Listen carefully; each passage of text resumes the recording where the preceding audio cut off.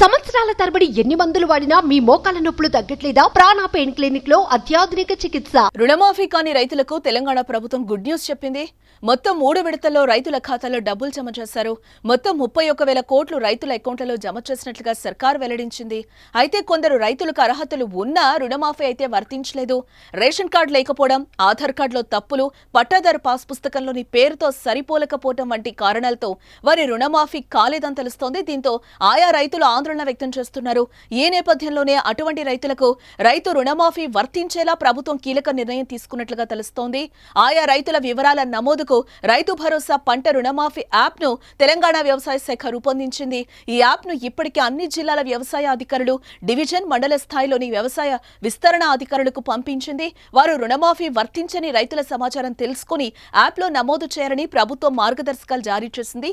రేపటి నుంచే ఈ సర్వే ద్వారా యాప్ లో వివరాల నమోదు ప్రక్రియ ప్రారంభమవుతుందని అధికారులు అంటున్నారు.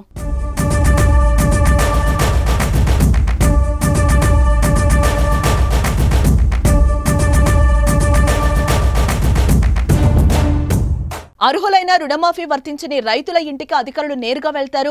ముందుగా వారి లోన్ అకౌంట్లు, ఆధార్ కార్డులను క్షుణ్ణంగా తనిఖీ చేస్తారు. అనంతరం కుటుంబ సభ్యుల వివరాలు పూర్తిగా తీసుకుని యాప్ లో అప్లోడ్ చేస్తారు. పంట రుణాలు ఉన్న భార్యాభర్తలే కాకుండా ఇంట్లో 18 ఏళ్లు దాటిన వారి కుటుంబ సభ్యుల ఫోటోలు కూడా తీసుకుంటున్నారు. ఆ తర్వాత కుటుంబ యజమానితో ధృవీకరణ పత్రం సైతం తీసుకుంటారు.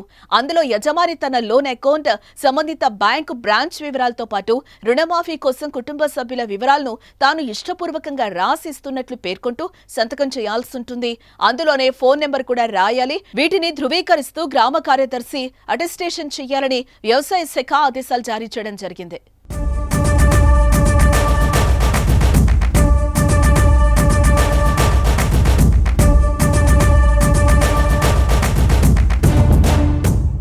సుమన్ టీవీలో మీ పర్సనల్ అండ్ బిజినెస్ ప్రమోషన్స్ కోసం కింది నెంబర్కి కాంటాక్ట్ చేయండి.